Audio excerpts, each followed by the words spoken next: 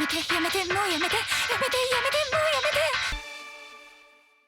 पिछले एपिसोड में हमने देखा ज़ेन के साथ ना ही सिर्फ बिल्लियों की आत्माएं बल्कि एक बहुत ही खतरनाक शैतानी प्रेत आत्मा भी होती हैं, जिससे अब मीको का शक ज़ेन को लेकर काफी ज्यादा बढ़ जाता है कि वो कोई अच्छा इंसान तो बिल्कुल नहीं है और उससे दूरी बनाए रखने में सबकी भलाई है।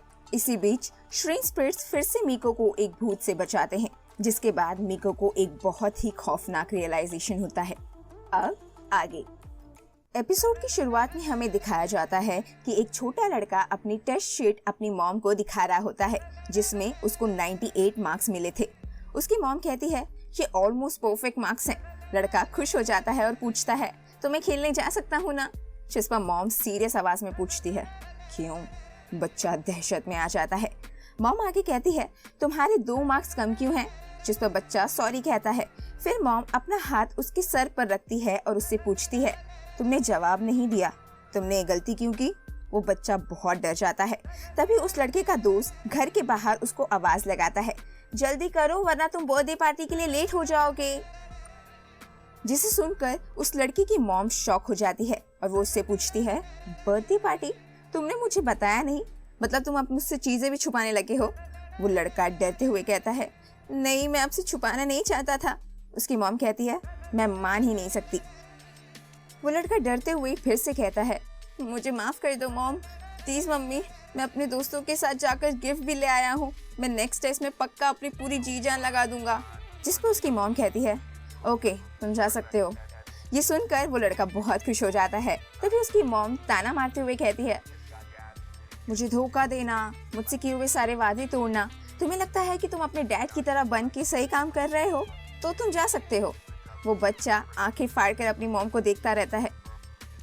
अगले सीन में हम देखते हैं कि वो बच्चा एक पार्क में अपने हाथ में गिफ्ट लिए बैठा होता है और फिर उस गिफ्ट को कुचलने लगता है।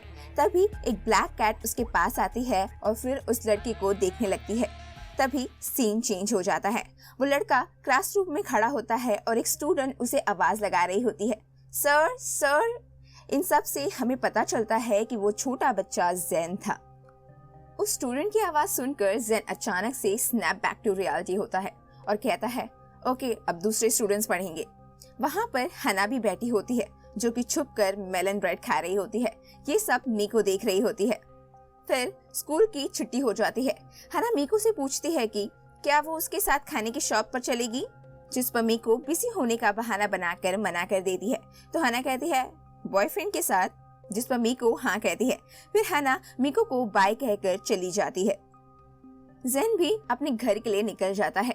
तभी हम देखते हैं कि मीको ज़ेन का छुपकर पीछा कर रही होती है। तभी मीको देखती है कि ज़ेन के आसपास वही भूत वापस से आने लगते हैं। ये देखकर वो अपने मन में कहती है मुझे पता था हर दिन के कंपैरिजन में आज भूत कुछ ज्यादा ही है और इनकी वजह से हना को। फिर मीको को यूरिया की मेडिकल रूम में कही हुई बात याद आती है कि हना की एनर्जी ड्रेन इस टीचर के आसपास के भूतों की वजह से हो रही है। ये सब सोचकर मीको आगे कहती है ये बहुत डरावने हैं पर मैं हार नहीं मान सकती, इसकी वजह से हना बीमार पड़ रही है। फिर मीको आगे बढ़ती है और देखती है कि एकदम से ज़ेन के अंदर से एक बहुत ही बड़ा भूत बाहर निकलता है। ये देखकर मीको अपने मन में कहती है अगर मैं इसे घूरती रही तो वो डरावना भूत मुझे नोटिस कर लेगा और अगर इस भूत ने मुझ पर हमला कर दिया तो शायद वो थर्ड टाइम भी आ जाएगा, जिससे उन गॉड क्रिएचर्स को मुझे बचाना आना पड़ेगा और फिर पता नहीं इस लास्ट चांस के बाद मेरा क्या होगा। ये सोचकर मीको उन भूत के निशान को देखते हुए उनका पीछा करने लगती है। मीको अपना फोन हाथ में लेते हुए कहती है अगर ज़ेन कुछ गलत काम करेगा तो मैं पुलिस को कॉल कर दूंगी और ये फिर कभी स्कूल नहीं आ पाएगा। वो ये सब सोचते हुए भूतों के निशान का पीछा करती रहती है और रास्ते में उसको और भी भूत दिखते हैं, जिस वजह से मीको सोचती है कि मैं बस इन भूतों को देखने के अलावा कुछ भी नहीं कर सकती हूँ, पर मैं वो सब करूंगी जो मैं कर सकती हूँ। तभी मीको देखती है कि ज़ेन ब्रिज के नीचे बनी हुई एक छोटी सी केव के अंदर जाकर खड़ा हो जाता है।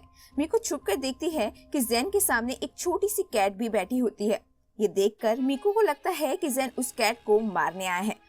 ये देखकर मीको डर जाती है और अपने फोन में कॉल वाली बटन को टैप करने लग जाती है और हड़बड़ाहट में उससे क्लिक नहीं होती है। वीडियो में आगे बढ़ने से पहले let's talk about our today's sponsor. This video is sponsored by Bilibili comics.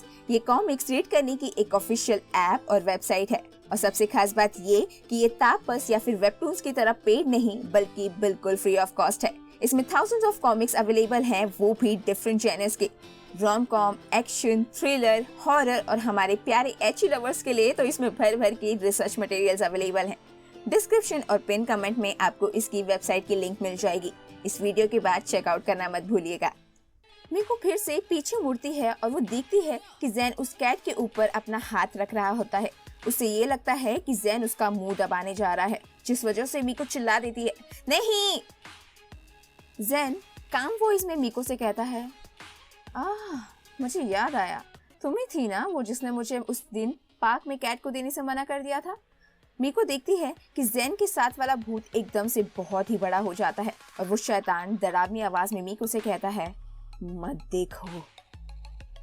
मीको बहुत ही डर कर पीछे हो जाती है। तभी वो कैट भागकर मीको की गोदी में चढ़ जाती है। ज़ेन मीको से पूछता है, तुम यहाँ क्या कर रही हो? क्या तुम मेरा पीछा कर रही थी? मीको चुपचाप खड़ी रहती है। ज़ेन मीको के सामने अपना हाथ बढ़ाते हुए कहता है, क्या तुम मुझे अब ये कैट भी नहीं दोगी? मीको उस कैट को जोर से पकड़ लेती है और ना में अपना सर हिलाती है। तभी ज़ेन के आसपास की सिनिस्टर वाइब्स बढ़ने लग जाती हैं। ये देखकर मीको वहां से भाग जाती है। वो भागते भागते अपने मन में कहती है, ओह नो, ये तो बुरा हुआ, आखिरकार मैं क्या कर रही हूँ। तभी मीको सीढ़ियों पे चढ़ने लगती है और अचानक से गिर जाती है, पर वो कैट को बचा लेती है। फिर वो पीछे मुड़ के देखती है कि ज़ेन खड़ा होता है। ज़ेन मीको से कहता है, तुमने मुझे जवाब नहीं दिया। मीको उस कैट को अपने सीने से लगा लेती है और देखती है कि ज़ेन के साथ अभी भी वो सारे भूत हैं। ज़ेन फिर से पूछता है, तुम मुझे वो कैट क्यों नहीं दे रही हो? ज़ेन थोड़ा रुकता है और कहता है, क्या तुम तो।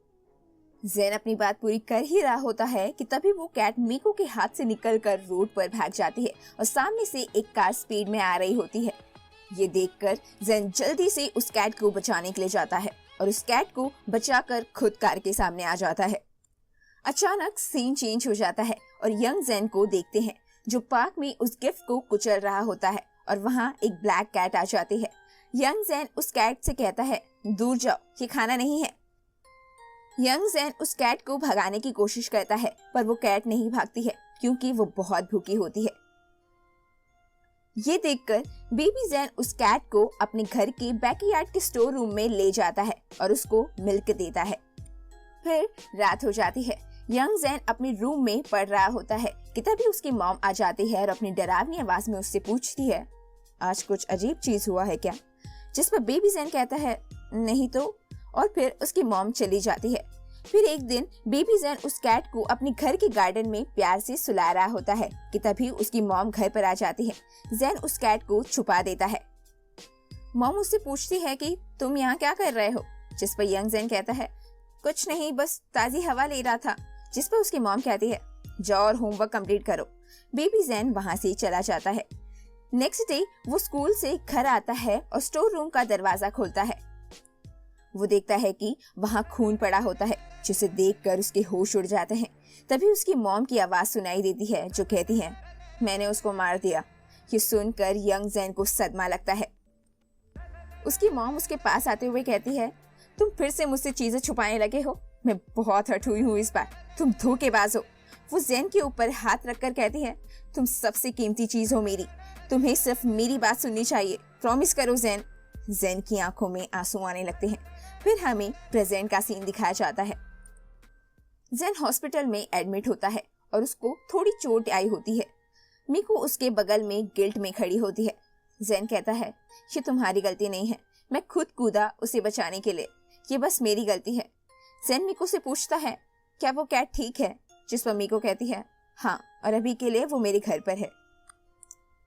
फिर हमें मीको के घर का सीन दिखाया जाता है, जहाँ पर मीको की मॉम और भाई यूसुके कैट को खाना खिला रहे होते हैं। फिर मीको ज़ेन से कहती है, मुझे लगा कि तुम कैट्स के साथ कुछ गलत काम करते हो। जिस पर ज़ेन पूछता है, क्यों? तो मीको कहती है, क्योंकि। तभी वो ज़ेन के पीछे वही बड़ा वाला भूत देखती है जो उससे कह रहा होता है, मत देखो।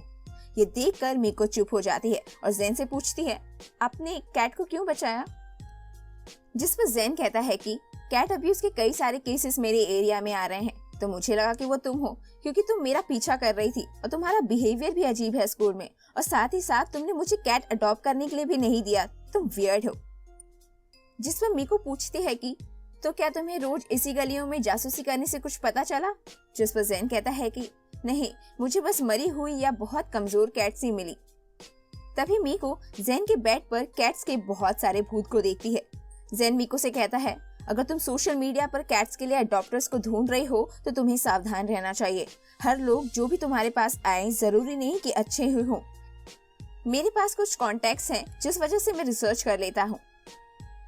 वो कह ही रहा होता है कि तभी एक आवाज आती है, तुम्हारे कॉन्टेक्ट से मतलब मैं ना।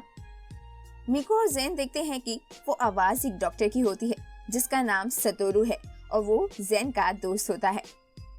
सतोरू ज़ेन से हंसते हुए कहता है, तुम मेरे एनिमल्स के हॉस्पिटल को कैट से भर डालोगी ज़ेन। अगले सीन में हम देखते हैं कि मीको और सतोरू हॉस्पिटल के टेरेस पर होते हैं। सतोरू मीको से कहता है, मैंने कभी नहीं सोचा था कि कभी ज़ेन को उसका कोई स्टूडेंट देखने के लिए आएगा। जिस पर मीको कहती है, क्या आप मिस्टर ज़ेन को काफी समय से जानते हैं? सतोरू कहता है, वो मेरा एलिमेंट्री स्कूल से दोस्त है। जब मैंने सुना कि ज़ेन का एक्सीडेंट हो गया है, वो भी एक कैट को बचाने के चक्कर में, तो मैं बिल्कुल भी हैरान नहीं था। सतोरू हंसते हुए कहता है, हाल ही में उसने मुझे एक बार कॉल किया था ये बताने के लिए कि उसने जिस कैट को बचाया है उसने एक किटन को पैदा किया है। ये सुनकर मीको कहती है, उन्हें कैट्स पसंद हैं तो वो खुद ही अडॉप्ट क्यों नहीं करते हैं? सतोरू कहता है, उसकी स्वर्गीय माँ बहुत ही स्ट्रिक्ट थी। एक बार उनको एक कैट के बारे में पता चला जो ज़ेन उनसे छुपा कर पाल रहा था।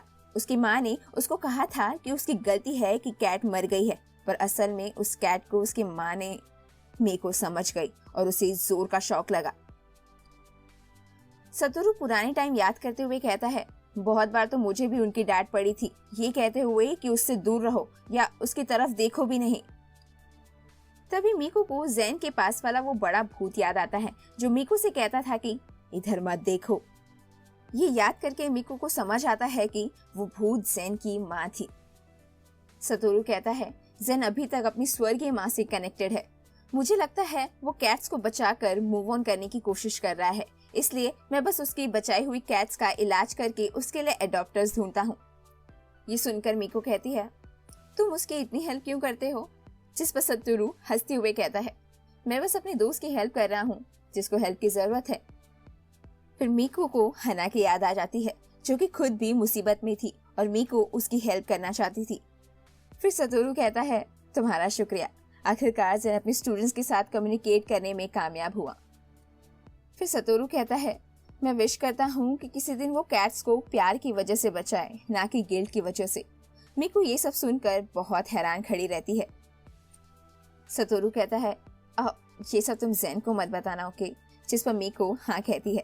फिर सतोरू वहाँ से जाने लगता है कि तभी मीको उनको रोक कर थैंक यू कहती है। मीको ज़ेन के पास आ जाती है। मीको को अकेला देखकर ज़ेन कहता है, सतोरू कहाँ है? जिस पर मीको कहती है, उनको कुछ काम था इसलिए वो चले गए। फिर ज़ेन कहता है, तो जैसा मैंने तुम्हें बताया कि अगर तुम्हें कभी कोई कैट्स अडॉप्टर की जरूरत हुई तो तुम सतोरू के पास। वो कह ही रहा होता है कि तभी मीको उसको टोकते हुए ज़ेन से कहती है, सर आप डिस्चार्ज हो जाएंगे तब क्या आप उस कैट को अडॉप्ट करेंगे? जिस पर ज़ेन कहता है, नहीं। तभी ज़ेन की मॉम वाला भूत जोर से कहता है, मत देख इधर। मीको कहती है, आपको कैट्स पसंद है ना? तभी ज़ेन की मॉम वाला भूत जोर से चिल्लाता है, दूर चले जा यहाँ से। मीको डर के पीछे हो जाती है। फिर ज़ेन धीमे से कहता है, मुझे कैट्स इतनी भी पसंद नहीं है। ये सुनकर मीको कहती है, अगर आपको कैट्स नहीं पसंद होती तो आप उस कैट को बचाने के लिए खुद को रिस्क में नहीं डालते। वो ज़ेन की मॉम वाला भूत फिर से चिल्लाता है, दूर जा, भाग यहाँ से। मीको हिम्मत करते हुए कहती है, बस बहुत हुआ। फिर मीको जोर से उस भूत से चिल्लाते हुए कहती है, ज़ेन का पीछा छोड़ो। ये सुनकर ज़ेन और भूत दोनों चुप हो जाते हैं। फिर वो भूत मीको की तरफ आने लगता है, जिस वजह से मीको रूम से भागकर कॉरिडोर में आ जाती है। वो मॉम वाला भूत मीको के पीछे आके खड़ा हो जाता है और फिर मीको के नजदीक बढ़ने लगता है कि तभी एक विस्फोट होता है और वो एविल शैतान जमीन पर गिर जाता है। मीको पीछे मुड़कर देखती है कि वो भूत जमीन पर गिरा होता है और वहाँ फिर से वही गॉड्स ऑफ श्रिन थे जिन्होंने उस घोस्ट को मारा था। जाने से पहले बिलीबिली कॉमिक्स को चेकआउट करना मत भूलिएगा। वेबसाइट की लिंक आपको नीचे डिस्क्रिप्शन और पिन कमेंट में मिल जाएगी।